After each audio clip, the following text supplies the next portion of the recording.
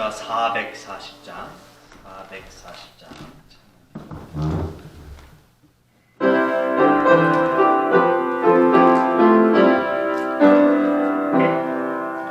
어디든지 예수 나를 이끌면, 어디든지 예수 함께 가려네.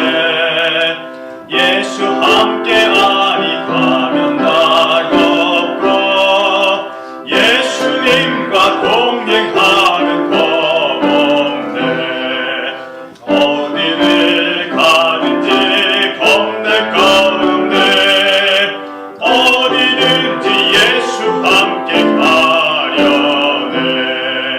세상 친구 모두 나를 떠나도 주와 동행하면 외로움 없겠네. 가는 길이 위태하고 험해도 어디든지 예수 함께 가려네. 어디를 가든지 겁낼 것 없네. 어디든지 예수 함께 가려네. 모든 그늘 나를 애워쌀 때에 주가 함께 계신 믿고 자려네. 죽은 후에 천국에서 깨어나 예수 함께 길이 살리라. 어디를 가든지 겁낼 것 없네. 어디든지 예수 함께 가려네. 사도신경으로 신앙 고백드립니다. 전능하사 천지를 만드신 하나님 아버지를 내가 믿사오며 그 외아들 우리 주 예수 그리스도를 믿사오니 이는 성령으로 잉태하사 동정녀 마리아에게 나시고 본디오 빌라도에게 고난을 받으사 십자가에 못 박혀 죽으시고 장사한 지 사흘 만에 죽은 자 가운데서 다시 살아나시며 하늘에 오르사 전능하신 하나님 우편에 앉아 계시다가 주리로서 산자와 죽은 자를 심판하러 오시리라. 성령을 믿사오며 거룩한 공예와 성도가 서로 교통하는 것과 죄를 사하여 주시는 것과 몸이 다시 사는 것과 영원히 사는 것을 믿사옵나이다. 아멘. 찬송가 382장입니다. 찬송가 382장.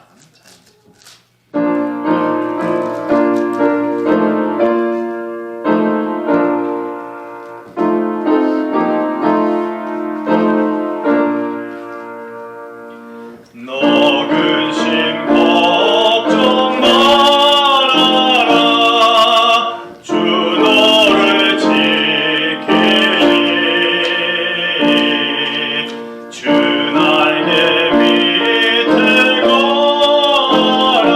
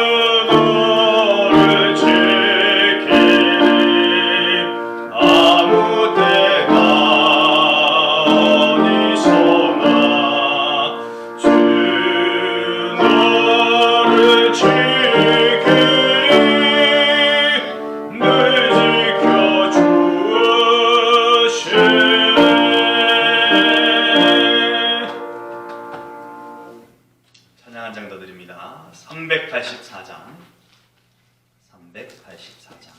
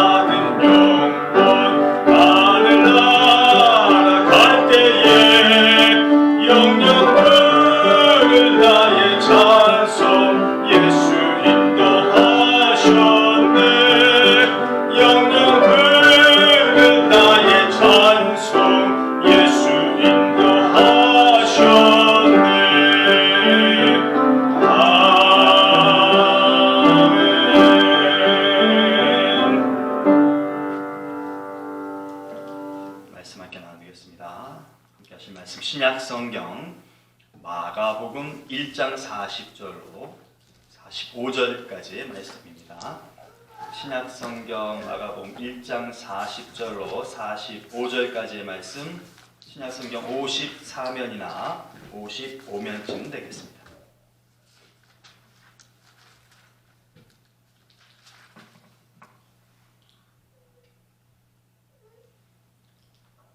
신약성경 마가복음 1장 40절로 45절까지의 말씀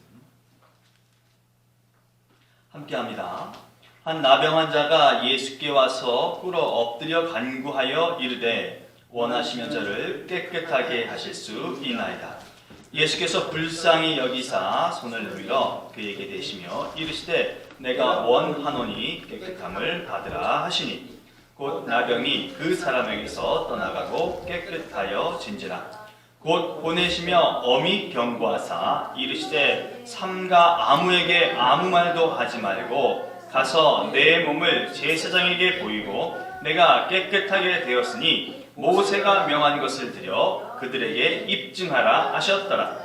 그러나 그 사람이 나가서 이 일을 많이 전파하여 널리 퍼지게 하니 그러므로 예수께서 다시는 드러나게 동네에 들어가지 못하시고 오직 바깥 한적한 곳에 계셨으나 사방에서 사람들이 그에게로 나아오더라. 아멘. 하나님의 말씀입니다. 기도합니다. 좋으신 하나님 감사합니다. 오늘도 생명의 말씀을 읽었습니다. 이 말씀을 통하여 하나님께서 우리 생애 가운데 복으로 주실 귀한 은혜들을 체험하는 그런 나날들이 되도록 은총을 베풀어 주시옵소서. 더불어 성령의 능력을 의지하며 말씀을 통해 함께 나누는 이 시간 가운데에도 주께서 허락하시는 은혜가 깨우쳐지는 귀한 시간으로만 인도해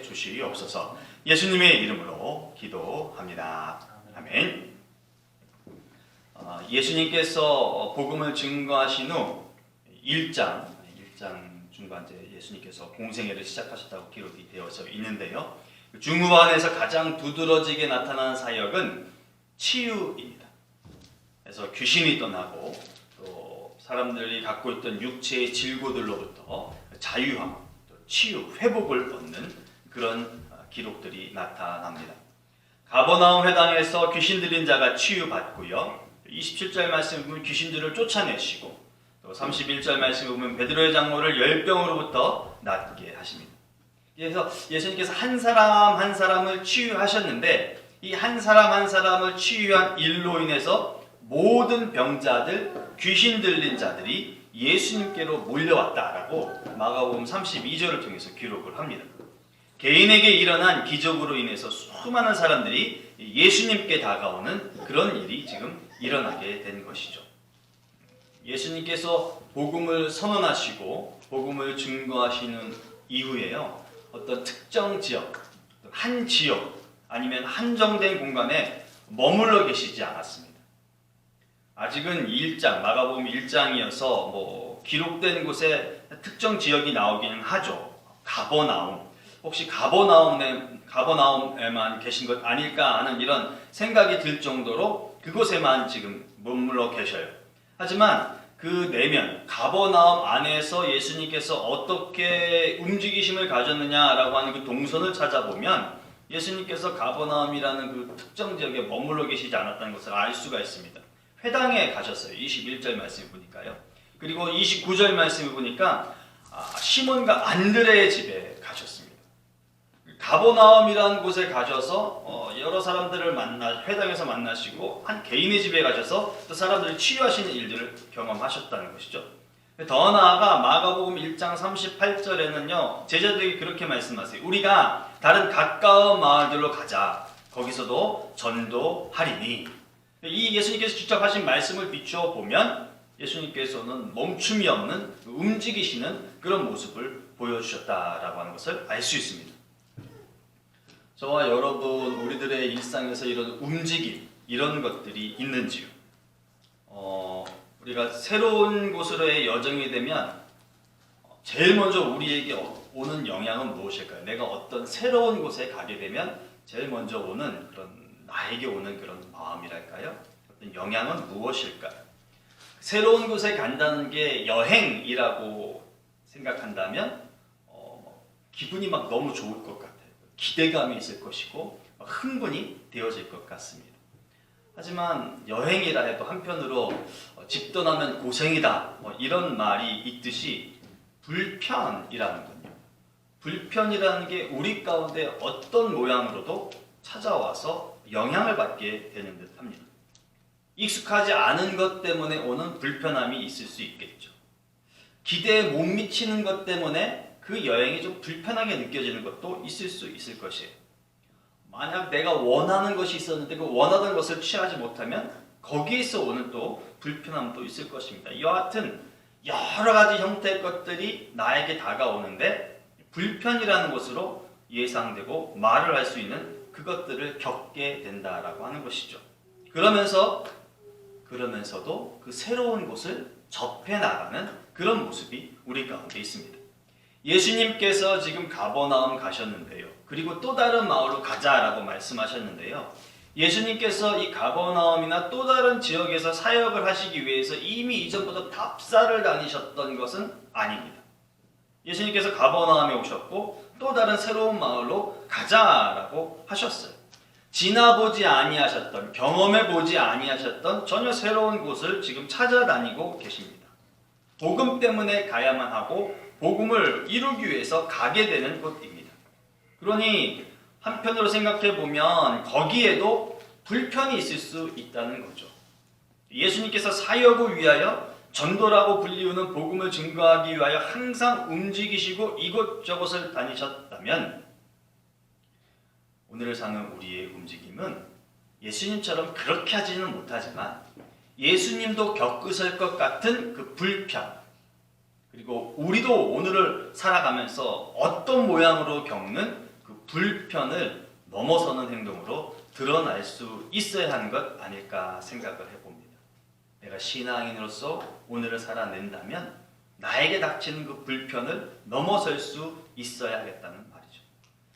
피곤한 하루이기에 쉬고 싶지만 예배가 있기에 예배당을 향해 가는, 한편으로는 그 불편함을 감내해 나가는 것이 신앙인의 모습이다라고 할 수 있을 것 같아요. 창피하기도 하고 부끄럽기도 해서 예수 믿으세요 이 말을 잘 하지 못하고 안 하고 싶지만, 그럼에도 불구하고 조심스럽게 예수 믿으세요 아니면 기도를 하여 날 수밖에 없는 그런 불편을 극복하는 것, 이것이 우리의 모습이 아닐까 싶습니다. 이 모든 것들이 단순히 말하면 불편이겠죠. 그러나 그것을 넘어서는 것이 우리가 갖고 있는 신앙을 좀 다져나가는 것이고, 우리가 갖고 있는 믿음이라고 하는 것을 드러내는 행동으로 이어질 수 있다라고 하는 것을 우리가 기억하고 매 순간 주어진 삶을 좀 잘 살아냈으면 좋겠습니다. 새로운 곳으로 가자 하시면서 떠난 곳에서 만난 사람의 이야기가 오늘 40절로부터 45절까지 나와 있는 내용입니다. 저는 예상치 못하고 예사롭지 않고 또 심상치 않은 자이죠. 40절 말씀 보니까 한 나병 환자라고 시작을 합니다. 나병 환자이기 때문에 이게 심상치 않은 거예요. 한 나병 환자가 예수께 와서 이렇게 말을 하고 있어요. 여러분, 왔구나 이렇게 생각하면 더더군다나 안 될 일입니다. 왜냐하면 거듭 말씀드리지만 이 사람이 지금 나병 환자이기 때문에 그래요. 그래서 한 사람 환자가 그냥 또 왔구나 이렇게 여기면 안 되는 것이에요. 왔으니까 왔겠지 이렇게 생각하면 절대 안 되는 겁니다. 레위기 13장에 보면 나병 환자에 대한 규례가 나옵니다. 피부 혹은 수염, 옷, 심지어는 집 안에도 이런 나병에 대한 증거들이 나타났나 봐요. 그래서 의심이 될 만한 것들이 보여지면 그 사람을 일주일 동안 가뒀다라고 기록을 해요. 가둬라 그렇게 기록을 해요. 그리고 그것이 진짜 나병인지 아닌지 살펴봐라. 아니었다. 그럼 나병이 아닌 자다. 그럼에도 불구하고 다시 일주일을 가두어서 진짜 나병인지 아닌지를 재차 확인해라. 그러니까 나병이 의심되는 사람은 갇혀 지내야 되는 거죠. 일정 공간 안에, 집안이든 어디든 갇혀 지내야 되는 것이에요. 그래서 나으면 정하다라고 인정을 해줘서 활동할 수 있게 해주는데, 문제는 이게 나병으로 판명이 되면 부정하다라고 모든 백성 앞에서 말을 한다는 거죠. 그래서 누가 부정해서 나병을 얻은 자인지를 알게 하는 거예요. 게다가 스스로도 나는 부정하다 하면서 옷을 찢고 가슴을 찢으면서 자기가 부정한 자임을 드러내면서 살게 되는데, 그렇게 해서 얻은 자를 공동체 안에서 품는 게 아니라 진 밖으로 내보낸다는 거죠. 그러니까 이스라엘 진영 밖에서 그 병이 다 나을 때까지 홀로 살게 하는 것이 레위기 13장에 나오는 나병 환자에 대한 규례였습니다. 본문의 이 사람 누구라고요? 나병 환자예요. 그러니 이 이스라엘 사람들이 살고 있는 그 동네 한가운데서 함께 살 수 있는 사람이 전혀 아니라는 거죠. 격리된 삶을 살아온 그 사람입니다. 자기 자신이 부정하다라고 말을 하면서 절대 다른 정한 사람들과 섞일 수 없는 인생을 이제까지 살아온 그 사람이라는 것이죠. 진 밖에서 홀로 외롭게 지냈던 사람입니다. 그러지 않으면 자칫 죽음으로 그 생을 마감할 수도 있는 그런 사람입니다. 근데 그런 사람이 지금 예수님께 왔다라고 성경을 기록하고 있는 것이에요. 여러분, 예수님께로 오기까지가 얼마나 불안하고 얼마나 불편했겠습니까? 나병으로 인하여서 진 밖에서 홀로 살지만 그것이 당연한데 그 법규를 깨고 진 안으로 들어와서 혹시라도 누군가가 자기가 나병 환자임을 알게 될 거에 질질 끌려가서 돌에 맞아 죽을 수도 있는 그 불편한 길, 그 스트레스가 엄청 가중되는 그 길을 뚫고서 지금 예수님을 만나겠다는 일념 하나로 이 자리에 나와 있는 것이에요. 또 내가 이렇게 예수님을 만나고 싶다라고 결정을 짓고 그 불안한 모든 길들을 다 헤치고 와서 예수님 앞에 떡하니 왔지만 사실 이게 불확실한 거잖아요. 예수님을 만날 수 있는 길인지, 만난다고 해서 정말 내가 치료를 받을 수 있기는 한 것인지, 약속된 것을 갖고서 온 길이 전혀 아니라고 하는 것이에요. 그냥 자기 혼자, 나병 환자 혼자 예수를 만나고 싶다는 그 간절함 때문에 지금 이 자리에 나와 있는 것이에요. 뭐 하나 보장되고 해결될 것을 약속받아 온 것이 아니다라고 하는 것이죠. 그 모든 불안과 그 불편함과 그 어려움들을 다 끌어안고 지금 예수님께 나온 나병 환자입니다. 이 대목을 통해서 어찌 보면 신앙생활이라고 하는 것은 불편함을 좀 넘어서는 것 아닐까 하는 그런 생각을 갖게 돼요. 그래서 여러분, 우리가 신앙생활하면서 이런저런 모양으로 나에게 불편함이 오거들랑 이것을 넘어서야 하는 것이다 라고 믿고 우리의 믿음, 우리의 신앙을 잘 견뎌낼 수 있으면 좋겠습니다. 사람들은 누구나가 다 보편적으로 편안하고 안정된 것 선호합니다. 우리가 섬기고 우리가 믿는 하나님도 우리의 그런 마음들을 이해하시고 받아주시면 참 좋겠는데 하나님께서는 좀 우리와 다른 면이 있으신 것 같아요. 창세기 12장 1절 말씀, 여러분 너무나 잘 아시는 말씀이죠. 하나님께서 아브라함에게 그런 말씀하시죠. 너는 너의 고향과 친척과 아비의 집을 떠나. 아브라함에게 말씀하시는 거예요. 잘 지내는 고향, 편안하고 안락함을 누리면서 기득권을 갖고 잘 생활하는 그 아버지 집, 전혀 어색함이 없이 친척들과 함께 지내는 그 좋은 평안한 그 지역을 떠나라 라고 말씀을 하세요. 그러면서 밑도 끝도 없이 내가 내게 지시할 땅으로 가라 라고 말씀을 하신 거죠. 편안하고 좋습니다. 다음 시간이 또 내년이 모든 것들이 예비되고 예정되어 있고 다 예상되는 그곳을 떠나라 라고 하는 것이 하나님의 말씀이셨다라고 하는 것이죠. 근데 이와 비슷한 표현을 예수님도 예수님의 복음을 증거하는 생애 가운데 하셨어요. 마가복음 1장 38절 말씀에 서두에 말씀드린 그 말씀을 하시는 거죠. 가자! 우리가 가자! 다른 가까운 마을들로 가자!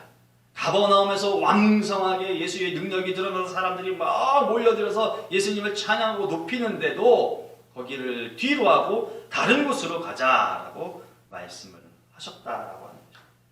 그러니 안주하고 편안해하고 누리고 이런 것보다는 떠나는 것, 좀 불편하고 어색하고 좀 두렵지만 좀 떠나는 것을 원하는 것이 하나님과 예수 그리스도의 마음이다라고 하시는 것이죠. 신앙인으로 살면서 우리가 거부하고 이겨내야 할 겁니다. 베드로가 고백한 것처럼 여기가 좋사오니 이런 것들을 우리가 이겨내야 하지 않을까 싶습니다. 안주하고 싶은 마음이 들 때마다 우리가 그것을 극복해내야 하는 것은 아닐런지 모르겠습니다. 나병 환자가 보인 모습은 하나님께서도 우리에게 좀 기대하시는 모습이다라고 생각이 되어져. 여러분, 단편적으로 우리가 좋은 것, 편안한 것에만 어쩌면 안주할 것이다 라고 생각을 할런지도 몰라요. 좋은 집에서 머무는 것만 누릴 것이다. 대형 교회에서만 있는 것만 누리려고 할 것이다. 거기를 편안해 할 것이다. 근데 나병 환자의 모습을 통해서 보면 꼭 그렇지만도 않을 수 있다는 거죠. 나병 환자가 여러분 괜스레 성 안에서 어슬렁어슬렁 거린다고 생각을 해보세요. 자신의 뜻은 좋은 거죠. 예수님을 만나겠다라고 하는 그 일념으로 온 것이에요. 근데 그런 자가 성 안에서 많은 인파와 함께 어울린다고 생각을 해보세요. 여러분, 규례에 의하면 이 사람은 즉각 잡혀야 될 사람입니다. 죽을 수도 있는 일이에요. 그런데요, 역으로요. 자기가 진 밖에서 홀로 부정하다 하면서 홀로 살지만 그 진 밖에 머물러 있으면요. 비록 내가 나병 환자이지만 여기 있으면 어떨까요? 진 밖에서 홀로 떨어져 지낸다면 어쩔까요? 이제까지 그렇게 살아왔던 겁니다. 전혀 어색한 일도 없고 전혀 불편한 일도 없고 전혀 자기 자신을 힘들게 할 일도 없는 거예요. 그냥 거기서 그냥 있으면 되는 거예요. 그것도 안주하는 것 아닐까요? 그러니 꼭 뭔가 좋은 것 때문에 안주하고 나쁜 것이 있으면 떨쳐 이겨낼 것이다 라고 하는 우리의 착각은 좀 버려야 할 것 같아요. 좋지 않은 것이든 좋은 것이든 때로 우리가 거기에 너무 젖어들어 있으면 우리는 머물러 있게 될 여지가 있다라고 하는 것입니다. 나병 환자도 예수에 대한 가고자 하는 열망이 있었어도 아유 그만 있어 라고 하면 지탄받을 일이 생기지 않을 수 있는 것이 스스로 스트레스 받고 힘든 여정의 길을 떠나가지 않아도 되는 것이었다는 것이죠. 그러나 그 길을 택했기 때문에 이 사람은 불편하고 힘든 길, 죽을 수도 있고 지탄의 대상이 될 수도 있는 그 어려움을 떨쳐내고 나갈 수 있었다라고 하는 것이죠. 이 사람의 모습을 통해서 저와 여러분들의 그 신앙의 여정, 우리 교회 공동체를 섬겨 나가는 데 있어서 우리가 안주하는 것, 그리고 불편을 너무 불편해하지 않는 그런 모습을 좀 가질 수 있으면 좋겠습니다. 믿음의 완성을 위해 습관이나 관례나 내가 스스로 만든 어떤 그 틀거리들로부터 우리가 본토를 떠나라고 말씀하신 하나님의 말씀을 내 것으로 삼아서 좀 떠나려고 애를 쓰고 노력하는 그런 우리가 되었으면 좋겠어요. 어쩌면 그런 것들이 우리에게 오늘날 주어지는 과제가 아닌가 하는 생각을 하게 됩니다. 그렇다면 무엇 때문에 이 나병 환자는 그런 일을 결정할 수 있었을까를 좀 생각해 보아야 될 것 같아요. 당연히 필요 때문이죠. 예수님을 만난 이 사람의 고백이 무엇입니까? 40절 말씀에 보면 와서 하는 말이 단번에 저를 깨끗하게 하실 수 있나이다. 이 사람의 필요는 깨끗해지는 거예요. 부정하지 않고 정해지는 거예요. 그래서 모든 이들과 함께 어우러서 살 수 있는 그 삶을 살아나가는 것이에요. 지금 당장 자기가 갖고 있는 이 부정하고 더럽고 추한 이 나병이 다 사라지는 것, 깨끗해지는 것이 이 사람의 필요이죠. 그럼 이 사람이 갖고 있는 이 필요를 만드는 그 원동력은 또 무엇입니까? 뻔한 거죠. 나병이에요, 나병. 이 사람이 갖고 있었던 그 나병 때문에 이 사람은 필요한 것이 무엇인지를 알고 살아내고 있었다라고 하는 것입니다. 그 원동력이 필요가 되어 느끼는 거죠. 나는 깨끗해져야 해. 그리고 깨닫는 거예요. 나는 살아내야 돼. 정한 사람으로 살아내야 돼. 언제부터인지 그 병이 있던 순간 아니면 진 밖에 나간 순간부터 이 사람 가운데는 그 필요가 생기게 되는 거죠. 나병 때문에. 그것 때문에 예수님께로 찾아갈 수밖에 없는 자기 자신의 결단의 모습을 갖게 되는 것이라 생각이 되어집니다. 우리에게도 아마 이 필요와 원동력이 다 있을 것이라 생각됩니다. 갖고 있는 필요, 그 필요를 만든 원동력을 이 사람처럼 우리가 폭발시켜야 되겠죠. 그걸 그냥 간직하고만 있어서는 될 일이 아닌 거죠. 예수님을 만나게끔 스스로를 폭발시키는 그런 일이 있어야 우리가 하나님의 은혜를 덧입을 수 있고 신자로서 제대로 된 삶을 살 수 있으리라 생각합니다. 그게 또 하나의 관건이 되겠죠. 어떻게 해야 될까? 본문에서 이 사람이 어떻게 그걸 키웠는지는 기록이 전혀 없습니다. 그래서 이겁니다 라고 우리가 말을 하고 서로 나눌 수 있는 것은 없어요. 짐작만 해볼 수 있는 겁니다. 가버나움 땅에 수많은 사람들이 왁자지껄 했을 것이에요. 그러니 성 밖에 있던, 동네 밖에 있던 이 사람도 뭔가 기대 심리가 있었겠죠. 근데 동일한 사건의 기록을 마태복음 8장을 통해서 보면 마태복음 8장 1절에 이렇게 기록해요. 예수께서 산에서 내려오시니 수많은 무리가 따르니라. 그리고 나서 마태복음에서는 나병 환자와의 만남을 기록을 합니다. 마가복음은 대뜸 나병 환자가 찾아온 것으로 기록을 하는데요. 마태복음은 산에서 예수님과 무리들이 내려왔다가 그 이후에 예수님을 만난 것으로 기록을 해요. 동네 밖에 살았다고 하니 어쩌면 동선이 겹칠 수도 있었을 것 같아요. 산이라고 하는 것이 마을 한가운데 있지는 않았겠죠.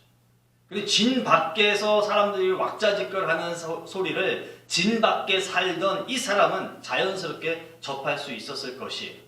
그래서 예수가 누구인지, 예수가 어떤 일을 했는지, 동네 안에서 어떤 일들이 벌어졌는지 이 사람은 듣게 되었을 것이에요. 그래서 마태복음의 기록을 빌자면 산상보훈을 끝내시고 내려오는 그 시점에 예수에게 다가가겠다는 결단을 했겠죠. 여하튼 들었다라고 하는 것이 중요한 한 요인입니다. 바울은 로마서 10장 17절에서 믿음은 들음에서 난다라고 했어요. 여러분 나병 환자가 들었다라고 하는 것을 바울이 말한 것처럼 믿음이다라고 그렇게까지 확신할 수는 없을 것 같아요. 하지만 들었다라고 하는 것만큼은 부인할 수 없는 것이죠. 적어도 들었기 때문에 마음에서 뭔가 요동치는 것들이 있었다라고 볼 수 있는 거죠. 해서 예수를 만나야지, 내가 깨끗해져야지 마음에서 요동치는 것들이 있었다라고 볼 수 있는 것이에요. 구약성경 시편 1편 말씀에는요, 복 있는 자는 여호와의 율법을 즐거워하여 그의 율법을 주야로 묵상하는 자라고 표현하는데, 이 묵상을 작은 소리로 읊조린다라고 관주의 설명을 달아놨어요. 그럼 연상이 되실까요? 이 사람이 예수에 대한 소문을 듣고 혼자 읊조림의 시간을 갖지 않았을까요? 나는 나아야 돼. 나는 깨끗해야 돼. 나는 정해져야 돼. 어떻게 할까? 어떻게 할까? 병이 있어서 고생하는 자가, 여러분, 병을 고치는 능력이 있는 자가 있다는 말을 들었다면 당연히 그 사람을 찾아가려고 애를 쓰지 않겠습니까? 자기 갖고 있는 병이 나아져야 돼 라고 하는 그 읊조림을 갖는 것이 전혀 어색하지 않을 것입니다. 여러분, 어떻게 이 사람은 이런 일을 하는 것일까요? 자기가 병자임을 인정하기 때문에 그렇습니다. 너무 단순한 거죠. 단순한 거예요. 자기가 병자임을 알고 병자라는 사실을 인정하기 때문에 병을 낫게 하고 귀신을 쫓아내는 예수에 대한 소문이 자기 가슴팍에 와 닿았고, 나 또한 그런 능력을 덧입어서 새 사람의 삶을, 새 생명의 삶을 살고 싶다는 그 간절한 열망이 생기게 되었다라고 하는 것이죠. 편안하다, 안주하고 싶다, 이걸 다른 한편으로는 나는 변할 게 없어, 이것을 대변하는 것이라 생각이 되어집니다. 내게는 뭔가 요청되고 변화되고 얻어져야 할 그 무엇인가가 없어. 나는 정해. 나는 깨끗해. 여러분, 그러나 우리에게 예수 그리스도가 필요하다는 것, 우리에게 하나님의 긍휼과 은혜가 필요하다는 것은 어떤 형태로든 떠나야 할 무엇인가가 있다는 것을 반증하는 것입니다. 그러니 내 스스로 무엇인지 자각은 하지 못한다 할지라도 나도 떠나야 할 무엇인가가 있다는 것을 인지하고 또 인정하는 삶이 우리 가운데 필요하다라고 생각이 되어져요. 그래서 읊조리는 삶, 묵상하는 삶을 살아낼 수 있어야 되리라 생각됩니다. 그래야 도약의 삶을 살 수가 있는 것이죠. 현재의 삶에서 만족하고 흡족해하며 다 된 것처럼 사는 것이 아니라 현재가 아닌, 지금이 아닌 뭔가 또 다른 단계의 생활이, 신앙의 삶이 있을 것이라고 하는 것을 기대하는 삶이 된다라고 하는 것이죠. 성경에 나타난 자가 나병 환자이기 때문에 꼭 천하고 나쁘고 더러운 것만 여러분 생각하시지 않길 바랍니다. 더러운 곳에 있고 죄에 있고 누더기 가운데 있으니까 벗어나서 죄가 아닌 곳에서, 깨끗한 곳에서 살아야 되는 그런 동기만을 찾아야 된다라고 생각하지 않으셨으면 좋겠어요. 여러분, 좋은 곳에서 더 좋은 곳을 얻으면 안 되나요? 나은 곳에서 더 나은 곳으로 다가가면 안 되는 것일까요? 일상에서는 그러잖아요. 진급했으면 더 높은 곳으로 진급하기를 애쓰잖아요. 배웠으면 더 나은 것을 배우기 위해서 대학원도 가고 학위도 받으려고 무던히 애를 쓰잖아요. 그러니까 나쁜 것에서만 벗어나는 것이 하나님의 은혜고 긍휼이 아니다라고 생각하고, 지금 있는 것이 너무 좋거든 그 좋은 것에서 더 좋은 것을 구하려고 하는 그런 믿음의 역량을 좀 우리가 가졌으면 좋겠습니다. 여기가 지금 좋다고 해서 다 된 게 아니다라고 하는 것, 더 나은 것이 분명히 있을 것이다 라고 하는 것을 우리가 실행해 나갔으면 좋겠어요. 그래서 중요한 것을 알고 느끼고 또 끝내는 그것을 이루는 우리가 그런 사람이 되기를 원합니다. 자, 그렇게 어렵게 해서 온 이 나병 환자요, 와서 한 행동은 더 기가 막히는 거죠. 다른 사람들과 분명한 차이가 나타납니다. 꿇어 엎드려 간구하여, 이렇게 말하고 있어요. 성경은요. 꿇어 엎드려 간구하여 이르되 원하시면, 예수를 쫓는 무리들을 대상으로 이런 표현으로 기록된 것은 여기가 처음입니다. 여러분 누구에게 머리를 조아리신 적이 있으신가요? 꿇어 엎드리신 적이 있으신가요? 우리가 아무에게나 그러지 않죠. 내가 어떤 사람입니다. 아무에게나 그렇지 않습니다. 그런데 오자마자 지금 이런 행동을 했다라고 하는 것은요, 이 사람이 소문으로만 들었던 그 예수에 대해서 스스로 예수님이 어떤 존재라고 하는 것을 인정하고 온 것이죠. 단순히 그냥 자기 병을 낫게 해줄 어떤 그런 의원의 차원이 아니다라고 하는 것을 스스로 정리를 하고 온 것이에요. 그래서 자기 자신은 낮을 대로 가장 낮은 자, 그리고 예수 그리스도는 높임을 받으실 가장 지극히 높은 자, 이게 이미 스스로 정리가 돼서 오자마자 납작 엎드려서 예수에게 자기의 소원을 간구한다라고 하는 것이죠. 우리는 예수님을 어떤 존재로 우리 스스로가 정리를 하고 살아갑니다. 예수님을 만나서 정리할 것이 아니고죠. 이 사람의 모습을 보면 이미 예수님을 만나기 전에 스스로 정리하는 단계가 필요하다라고 하는 것이죠. 흔들리지 않는, 언제 어느 때든지 자기 자신을 엎드리게 할 수 있는 그런 예수에 대한 인정과 예수에 대한 정리가 있어야 될 것입니다. 그리고 간구하죠. 원하시면 이렇게 말을 해요. 뭔가 이상하죠. 이제까지 어떤 병자들이 하는 얘기들과는 좀 사뭇 달라요. 나를 고쳐주세요. 내 아이의 눈을 뭐 뜨게 해주세요. 죽은 내 딸을 뭐 살려주세요. 뭐 이런 류의 어떤 그런 것들이 성경 말씀 중에서 나타나는데, 이 사람은 원하시면 이렇게 얘기를 해요. 뭐 좀 나약한 것 같다. 이런 느낌이 들 정도예요. 그러나 이건 정말 대단한 고백이죠. 이미 나병 환자의 마음속에 예수님의 능력은 있다고 인정을 하고 이 말을 하게 되는 것이죠. 우리가 누군가의 도움이 필요하다, 내가 이 문제를 해결할 사람이 필요하다라고 했을 때 어떤 사람을 찾아갑니까? 이 일을 말끔하게 정리해 줄 수 있는 사람을 찾아가죠. 이 일에 대해서 정리를 해 줄지 말지, 능력이 있는지 없는지 분간이 안 가는 사람한테 절대 가지 않아요. 하다못해 내가 점수를 좀 높이 받고 싶다면 내 점수가 낮은 것을 담당했던 교수님이나 선생님을 찾아가지 엉뚱한 사람을 찾아가지 않는단 말이죠. 능력이 있는 사람을 찾아가게 되어 있어요. 이 사람이 지금 그렇게 결정을 하고 예수님을 인정을 하고 왔다라고 하는 것입니다. 나를 보고 예수님의 능력은 있어. 예수님이 치료할 수 없는 분이 아니라 예수님은 치료할 수 있는 분이야. 나를 낫게 해줄 수 있는 분이야. 중요한 건 예수님이 나를 보고 그 능력을 베풀어 주실지, 예수님께서 나를 보고 내 병을 낫게 해주실지가 중요한 거지, 예수님이 능력이 있고 없고를 따질 문제는 아니다라고 하는 것을 스스로 인정하고 왔다라고 하는 것이 이 사람의 고백 가운데, 곧 원하시면이라는 고백 가운데 담겨 있다라고 하는 것이죠. 저와 여러분이 이 사람의 고백을 빗대어서 예수님을 좀 생각을 했으면 좋겠어요. 예수님이 능력이 없으신 분이 아니라, 예수님이 능력이 채워져야만 나를 도와주시는 분이 아니라, 항상 예수님은 능력이 있으셔서 나를 도와주실 수 있는 분. 중요한 건 예수님의 의지가, 예수님의 능력이 나를 향하고 있느냐, 나를 바라보시고 있느냐, 그게 중요하다라고 하는 것이죠. 그래서 그 부분에 더 많은 관심과 더 많은 애씀이 있어야 될 것이에요. 그렇게 해서 엎드려서 와서 원하시면이라고 말한 사람에 대한 예수님의 반응이 41절 말씀 보니까 불쌍히 여기사 그러시고 내가 원하노니 라고 말씀을 하세요.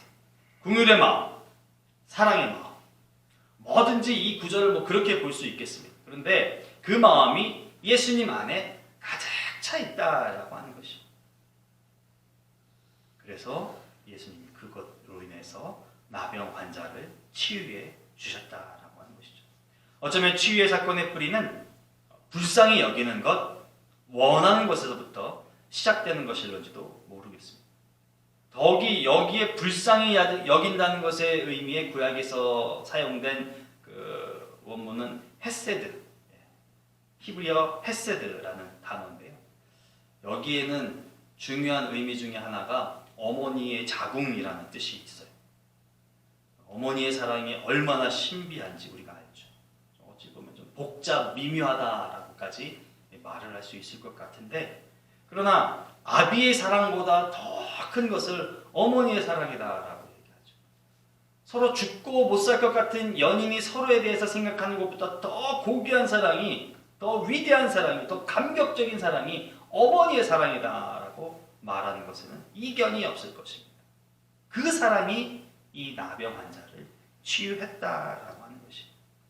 그래서 마가는 어찌 보면 이 치유의 회복, 이 기적을 기록하고 있지만 이 기적보다는 그 내면에 예수 그리스도 안에 예수께서 갖고 계시는 사랑의 마음은 마치 이 땅에 어머니가 자식을 사랑하는 듯한 그런 마음이 담겨 있음을 좀 알게 해주는 것 같아요.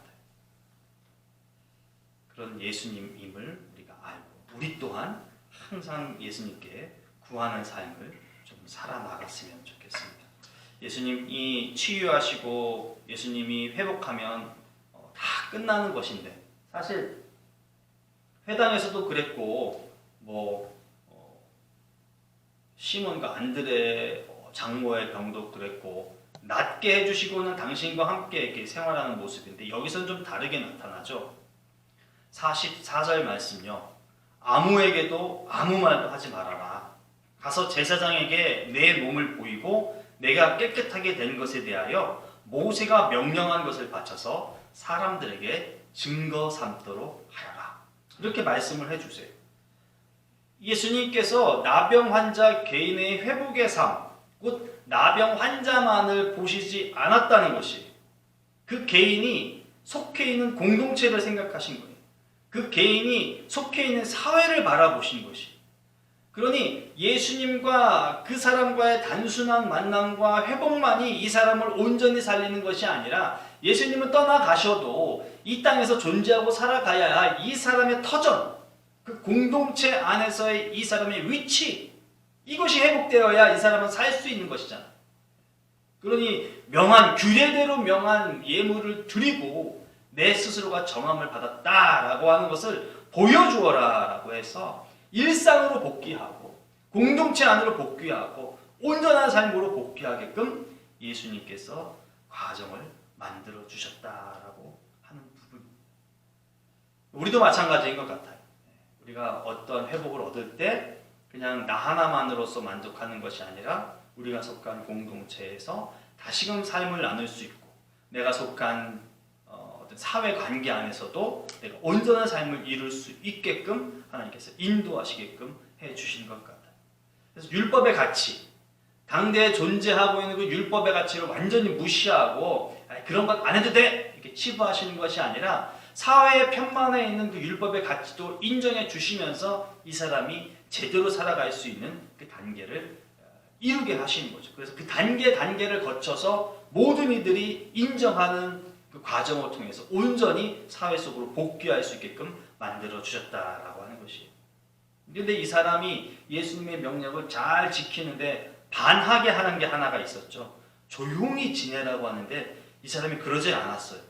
그 사람이 나가서 이 일을 많이 전파했다라고 성경은 기록합니다. 이거 누가 말리겠습니까? 사실 죽다 살아났는데 하지 말라고 해도 자연스럽게 하게 되죠. 우리도 그런 일 있지 않나요? 근데 이거 하지 말아야 되는데 내가 하고 말았네. 그 간증할 때도 그렇죠. 이 간증해서 남한테 좀 이상한 마음에 들까봐 좀 조심하지만 내가 갖고 있는 그 은혜가 너무 감격스러워 보니 그냥 어찌할 수 없이 해서 그냥 내뱉는 경우도 있잖아요. 이 사람이 아마 그랬을 것 같아요. 너무 감격스럽다 보니까 이런 일들을 자행하고 마는 것이죠. 그런데 예수님 이해하셨을까요? 이해하신 것 같아요.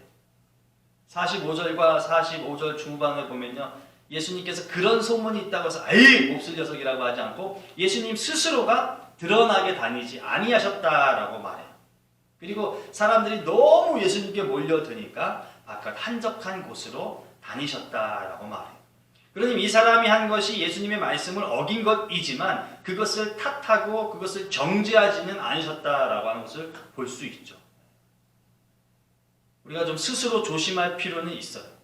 우리의 무지 아니면 우리의 너무 격앙된 감정 이런 것 때문에 부주의 이런 것 때문에 예수님의 말씀, 성경의 말씀을 자칫 오해하고 그릇된 일로 걸어갈 수 있지만 한편으로 보면 우리가 하나님의 능력과 하나님의 받은 은혜에 대한 것들을 표현하기 위해서 그랬다면 하나님도 너그러이, 예수님도 너그러이 이해해 주시는 부분이 있다라고 하는 것을 발견할 수 있는 것 같아요.